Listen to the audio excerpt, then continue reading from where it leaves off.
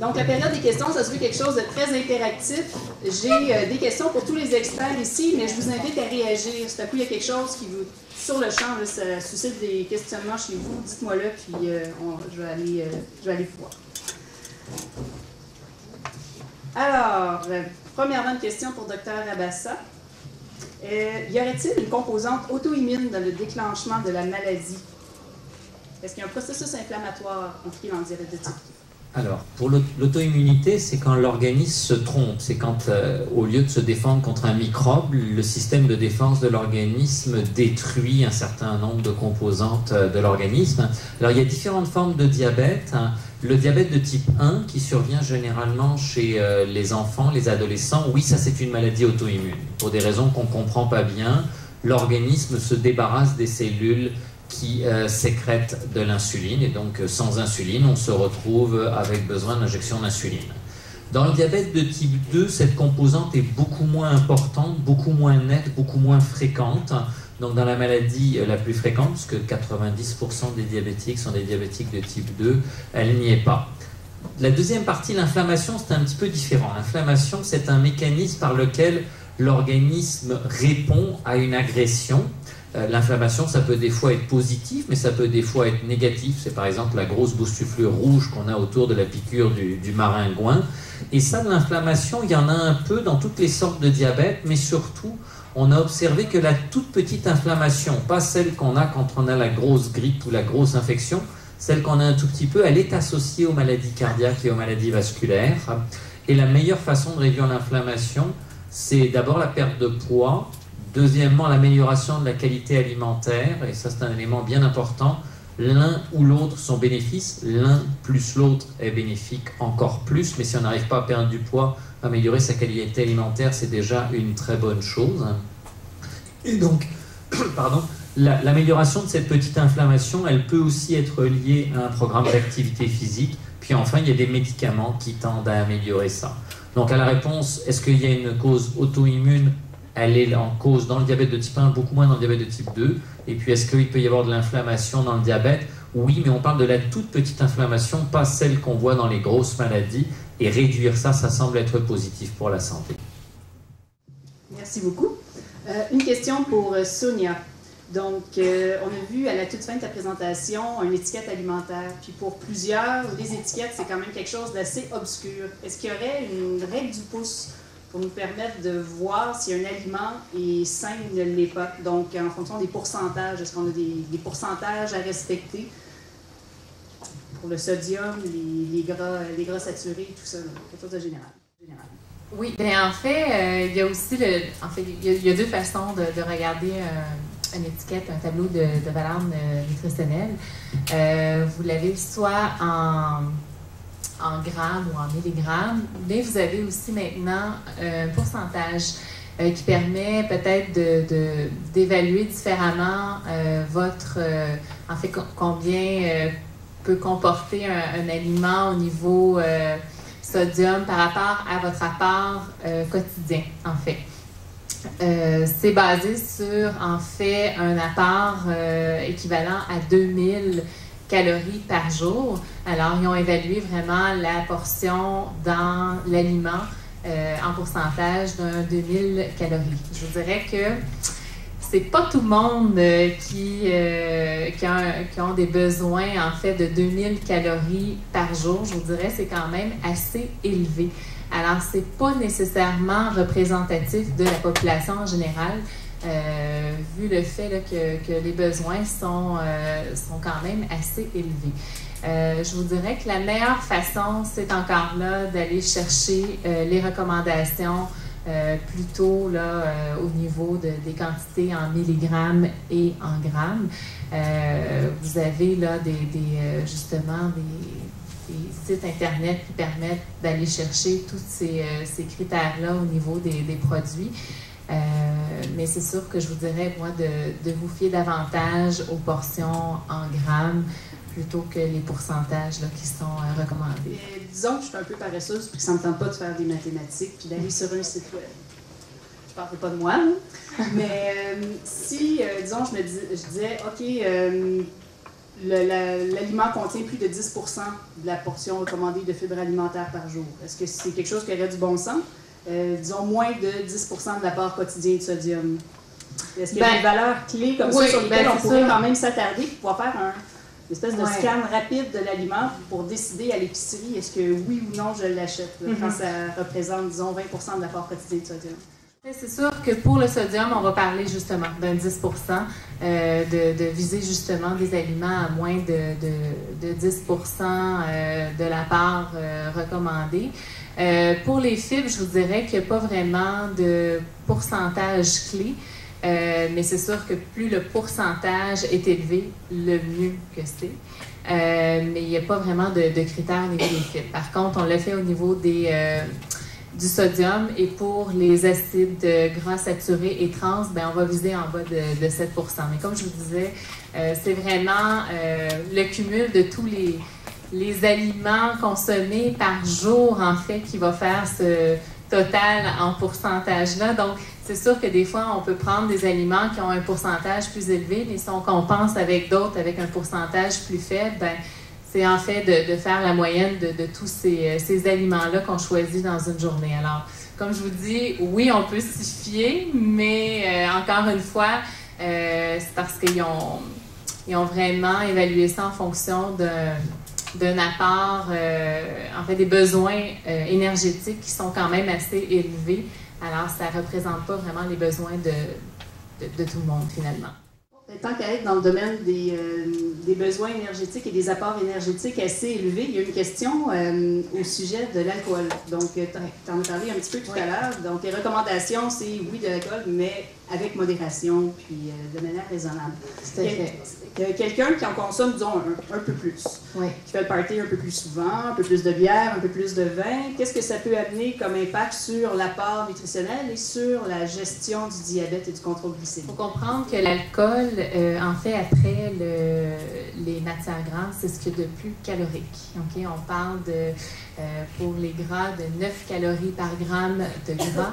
Et par la suite, c'est l'alcool avec un 7 calories par gramme. Alors, c'est vraiment très, très riche en calories.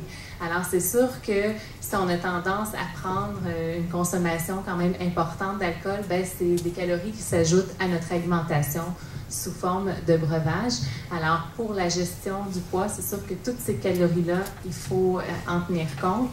Et en fait, ça a été démontré aussi selon certaines études, comme je vous expliquais, lorsque l'alcool est pris avec modération, en fait, oui, ça démontrait des avantages au niveau cardiovasculaire, mais par contre, lorsque l'alcool est pris de façon excessive, eh bien là, ça amène à des effets néfastes finalement pour la santé. En fait, on a vu que ça peut augmenter la pression artérielle, mais aussi les triglycérides, donc défavorise notre bilan lipidique. Et justement aussi au niveau du contrôle glycémique, l'alcool, en fait, c'est un peu, je vous dirais, imprévisible parce que ça peut causer des hypoglycémies.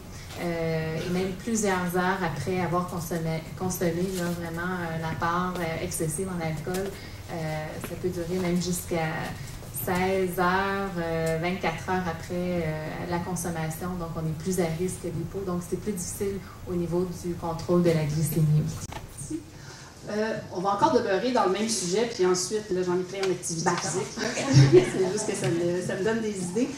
Il y a des études qui étaient sorties il y a quelques années. On parle de l'étude du cœur de Lyon, donc en prévention des maladies cardiovasculaires, l'utilité de la diète méditerranéenne. Donc, j'aimerais vous entendre à ce sujet-là. Donc, est-ce que oui, la diète méditerranéenne avec un petit verre de vin, c'est bon pour la santé du cœur? Et qu'en est-il pour le patient qui est diabétique?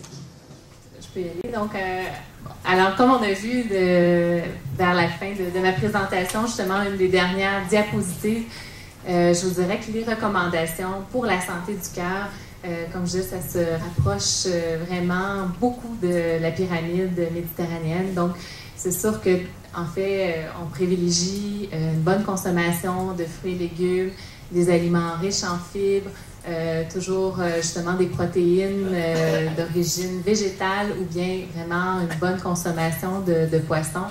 Et c'est sûr que tous ces éléments-là comme on l'a vu, ça amène une protection cardiovasculaire. Donc, oui, effectivement, et encore une fois, dans la diète méditerranéenne, la consommation d'alcool est modérée. Donc, à ce moment-là, oui, peut amener des bienfaits aussi pour la santé du cœur. Cette étude-là, elle a un immense avantage, c'est qu'elle a été faite avant qu'on ait toutes nos pilules pour le cholestérol. Et ce qu'elle a quand même montré, c'est qu'en prenant des gens qui avaient tout faux, ils faisaient peu d'exercice, ils mangeaient mal, ils mangeaient trop, et en les amenant vers une diète méditerranéenne, ils ont réduit quand même de moitié le risque de maladie cardiovasculaire.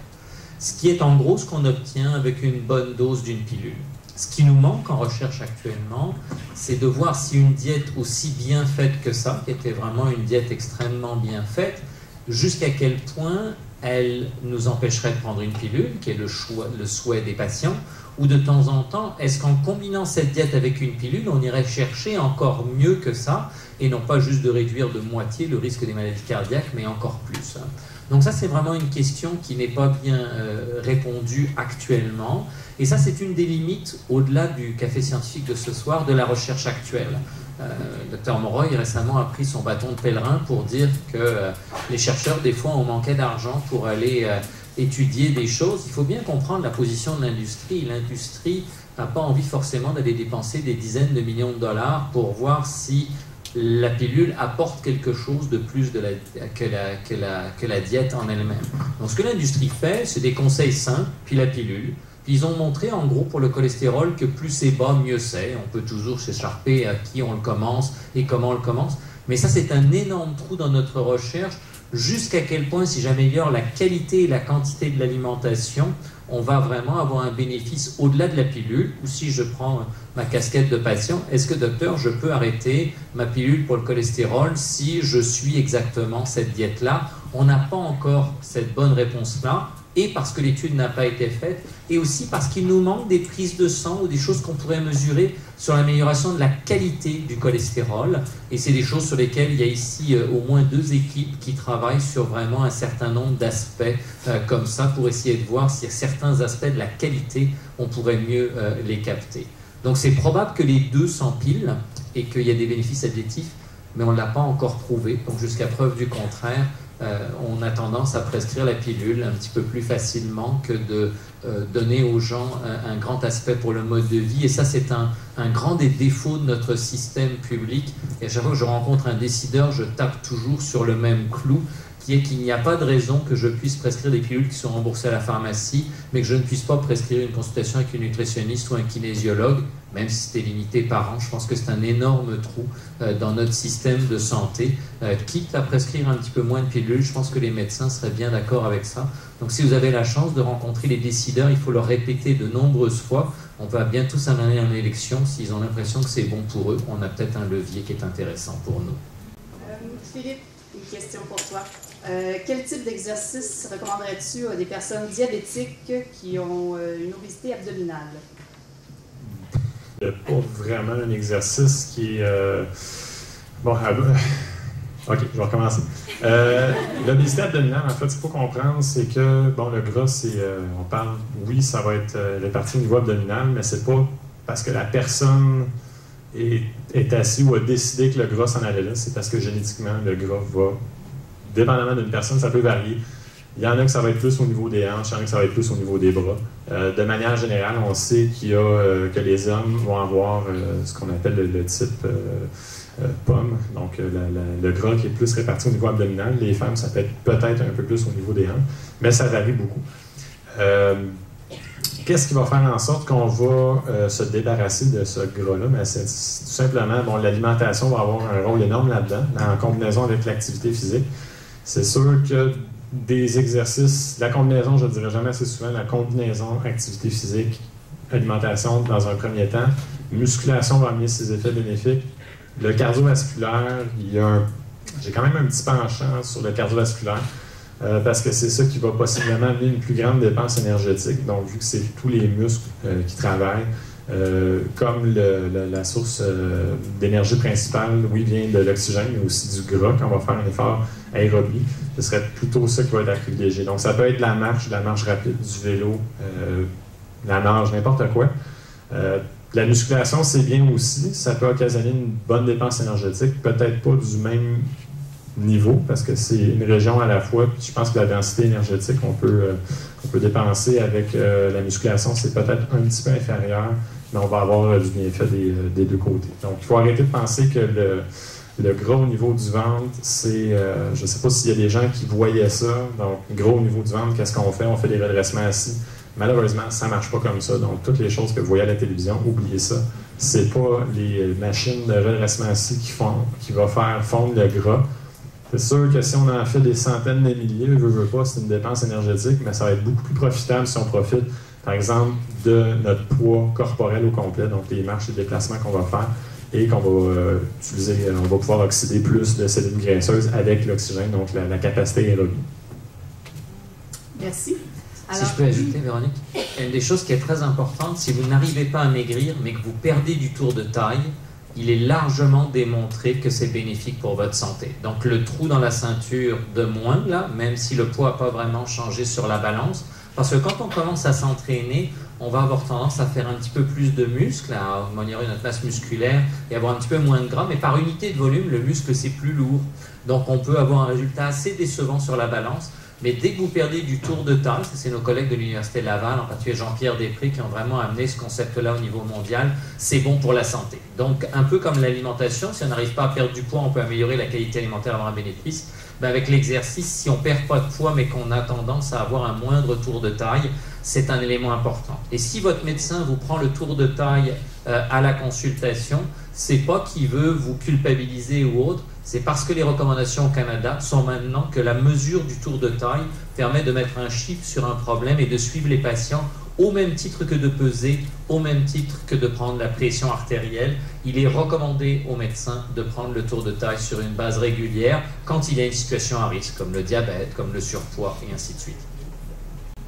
Restons dans le domaine du poids. Il y a plusieurs personnes parmi vous qui ont des interrogations par rapport aux médicaments actuellement utilisés dans le traitement du diabète et qui pourraient amener des gains de poids.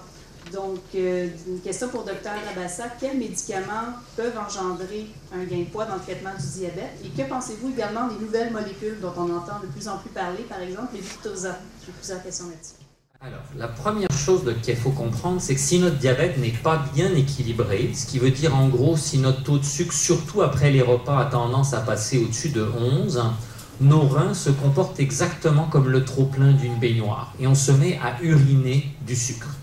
Et donc quand notre diabète n'est pas bien équilibré, il y a des calories qui passent par la bouche et qui finissent dans les toilettes, et ces calories-là, en fait, maintiennent notre poids en dessous de la normale. C'est l'organisme qui se sert de ça pour limiter la montée de taux de sucre, mais ce que ça fait, c'est que ça maintient notre poids en dessous de la normale. Et donc, si on a un diabète très mal équilibré, par point d'hémoglobine glyquée, ce chiffre qui donne la moyenne qu'on va perdre, on s'attend à ce que les gens, malheureusement, s'ils ne changent rien par ailleurs, quelqu'un qui garderait la même alimentation, la même activité physique, avec presque tous nos médicaments, si on perd 1 point d'hémoglobine glyquée, on va gagner à peu près 2,5 kg. À l'opposé de ça, ça veut dire que le patient auquel je donne un médicament et je fais des rappels de mode de vie et qui n'a pas pris de poids en améliorant l'équilibre de son diabète, c'est qu'il a fait des efforts. Soit il a dépensé plus d'exercice en faisant des calories en faisant de l'exercice, soit il va avoir moins mangé. Ça, c'est la règle générale. Maintenant, quand on regarde les médicaments, ils ne sont pas tous égaux. Le médicament de première ligne, qui est reconnu de par le monde, partout, c'est marquant, hémisphère sud, hémisphère nord, pays riches, pays pauvres, tout le monde recommande le metformin, qu'on appelle aussi le glucophage, que les patients disent la grosse pilule blanche pour le diabète en première intention. Ça, on va la donner à presque tout le monde. Il faut vraiment avoir les reins très malades pour que le docteur ne la donne pas. Ou dans de rares cas, cette pilule donne de la diarrhée. Mais en dehors de ça, le rôle du médecin, c'est de trouver la dose maximale pour le patient.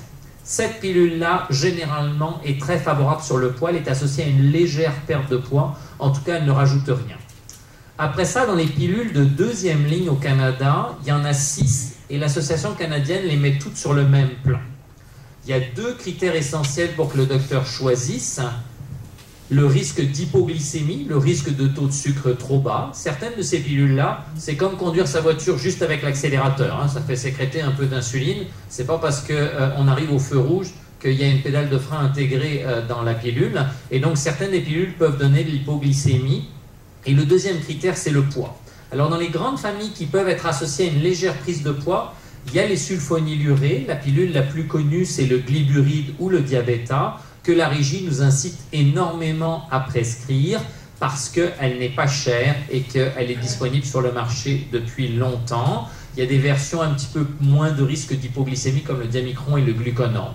Donc ces pilules-là sont associées à une légère prise de poids, surtout si on les débute tardivement dans le traitement. Après ça, il y a une troisième sorte de pilule qu'on prescrit presque plus, qu'on appelle les glitazones. Celle qui reste sur le marché s'appelle lactose. Ce sont des pilules qui, là, sont clairement associées avec une tendance à faire prendre du poids parce que leur mécanisme d'action, c'est de permettre à l'organisme d'avoir des nouvelles petites cellules grasses sous la peau pour accueillir le gras qu'on a des repas. Donc ça, en quelque sorte, on rajoute des étagères dans la maison, mais une fois qu'on a des étagères, on a toujours tendance à stocker des affaires dessus. Donc ça, c'est des pilules pour des raisons complexes qu'on prescrit de moins en moins, essentiellement pour des questions de préoccupation, surtout sur la santé osseuse, un petit peu sur la santé cardiaque, mais là, le chercheur que je suis est très déçu. La seule chose qui est claire dans les glitazones et la santé cardiaque, c'est que c'est pas clair. La troisième sorte de pilule qu'il y a, ce sont des nouvelles sortes de pilules qui existent depuis 3-4 ans. Le nom commercial des médicaments, c'est le Januvia ou le Onglyza ou plus récemment le Trajenta. Ça, ce sont des pilules qui sont neutres sur le poids. Après ça, il reste deux sortes de choses qui ne sont plus des pilules, mais qu'on s'injecte. Premier type de choses qu'on s'injecte, l'insuline. L'année prochaine, on fêtera les 90 ans de l'insuline. Il est fort probable d'ailleurs qu'on fera un café scientifique pour ça en 2012. 90 ans de l'insuline, c'est important. Les études ont montré que si l'insuline, on la débute tôt, au bon moment dans la maladie, sans avoir culpabilisé le patient avec ça, la prise de poids est minime. Si par contre, on a tendance à attendre que le diabète soit très mal équilibré pour débuter l'insuline, là, la prise de poids est importante. Donc l'insuline, c'est un médicament qui peut faire prendre du poids si on a beaucoup procrastiné, soit parce que le patient était inquiet, soit des fois la faute vient du docteur qui a un peu culpabilisé le patient en disant « Attention, Madame Lavoie, hein, là, si vous ne faites pas d'efforts, ça sera l'insuline. » Évidemment, là, le jour où Madame Lavoie débute l'insuline, elle n'est pas très motivée parce que le docteur s'en est servi comme d'une menace. Et bien entendu, le jour où il faut, c'est difficile de déculpabiliser les choses. Si certains d'entre vous, le médecin en a parlé, je vous rassure, c'est extrêmement simple, c'est extrêmement efficace. Puis comme tu le mentionnais, il y a cette dernière classe de médicaments qui sont apparus, qui sont aussi des injections et qui ont un potentiel de perte de poids. Donc ça, c'est important de comprendre. Dans les études avec les médicaments comme le Victoza et le Byta, ça fait baisser le taux de sucre, ça ne donne pas d'hypoglycémie et en termes de contrôle du poids, à peu près un tiers des patients ne maigrissent pas. Un tiers des patients vont perdre 3 à 5 kg pour le patient de corpulence moyenne, 80 à 100 kg, et un tiers des patients va perdre plus que 5 kg. Et surtout, ce qu'il y a dans ces médicaments-là, c'est qu'il y a des super répondeurs, donc il y a des gens qui vont perdre 10 kg et plus. Maintenant, il y a quelques inconvénients aussi à ces médicaments-là. Un, on n'a pas le recul qu'on a avec l'insuline, ils sont sur le marché depuis quelques années. Deuxièmement, ils ne sont pas couverts par la régie et ils sont particulièrement dispendieux. On parle de 5 $ par jour de traitement. Enfin, troisièmement, les premières semaines, ils peuvent donner de la nausée et le secret de leur efficacité n'est pas dans la nausée puisque la perte de poids n'est pas proportionnelle à la nausée. Certains des patients qui le testent, ici on a une grande étude dans laquelle le médicament est sous certaines conditions accessibles. C'est très marquant de voir quand les gens perdent du poids, ils minimisent la nausée. Nous, comme chercheurs, quand le patient revient à chaque visite, on doit noter absolument tout ce que le patient a pour connaître le mieux le profil bénéfice-risque d'un médicament. Et là, il y a des patients qui nous disent, on a un monsieur récemment, on a arrêté le médicament à l'étude, il nous disait, moi je suis juste plus capable de fonctionner avec cette nausée, là j'ai l'impression d'être vraiment pas bien. Puis il y a 2 patients récemment qui sont arrivés en disant c'est merveilleux. 1, j'ai l'impression d'être enceinte. Et 2, je perds du poids. J'ai l'impression que ça m'aide à contrôler mon appétit. Et donc là, pour le chercheur, c'est très difficile de savoir si c'est un effet secondaire ou un effet bénéfique. Donc oui, ces médicaments sont là. Non, malheureusement, ils ne sont pas encore remboursés par le régime public qui concerne quand même 80% des Canadiens. Il est possible qu'un d'entre eux devienne remboursable à des conditions très restreintes au printemps prochain. Bien, merci beaucoup. En fait, ça va être une dernière question. Déjà, on arrive à la fin du café, donc elle va s'adresser à Philippe. Philippe, il y a plusieurs questions au niveau des désordres musculo-squelettiques, que ce soit, ici, j'ai une question sur les sténoses spinales, sur quelqu'un qui aurait de l'arthrose sévère au niveau des articulations portantes. Qu'est-ce que tu recommanderais comme activité physique chez des gens qui ont des désordres musculo-squelettiques? C'est toujours, c'est difficile à répondre, c'est toujours du cas par cas. Ça prend, moi idéalement, c'est sûr, je ne peux pas faire de diagnostic. Je vais au mieux de mes connaissances avec les diagnostics que j'ai dans les bilans médicaux. Dans un premier temps, quelqu'un qui fait absolument rien, je me fie beaucoup à son mode de vie, quelqu'un qui fait absolument rien, qui a beaucoup de craintes, déjà, ça peut être d'essayer de rassurer en expliquant un peu c'est quoi la pathologie, qu'est-ce que ça peut engendrer, qu'est-ce que l'activité physique peut amener comme effet bénéfique sur sa condition. Il y a beaucoup de gens qui vont avoir beaucoup de bien à faire des exercices en piscine, étant donné qu'il n'y a pas une surcharge sur les articulations, donc des mouvements qui sont plus légers. Puis de toute façon, je pense que le corps s'adapte quand même assez bien si on lui laisse la chance de s'adapter, donc de commencer avec ce qu'on est capable de faire, de progresser tranquillement. Il y a une adaptation, tandis que si c'est très brusque, où on joue dans une zone de douleur, à ce moment-là, il y a la réponse qui va s'en suivre. Ça peut être une réaction inflammatoire, une réponse de douleur, donc la personne n'aime pas ça, se tient à l'écart, évite d'en faire et finalement arrête d'en faire complètement. Mais je pense que c'est une question assez large. Là. Ça dépend du diagnostic, ça dépend de la tolérance de la personne aussi.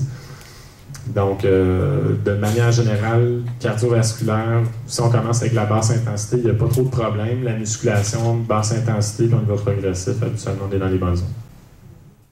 Bien, en fait, ça va clore notre café scientifique de ce soir. Je vous remercie beaucoup. Merci à nos experts, Sonia, Philippe, Dr Abassa. Merci à vous d'être venus ici ce soir, Madame Céline Isabelle, Dr Moroy et tout le comité organisateur.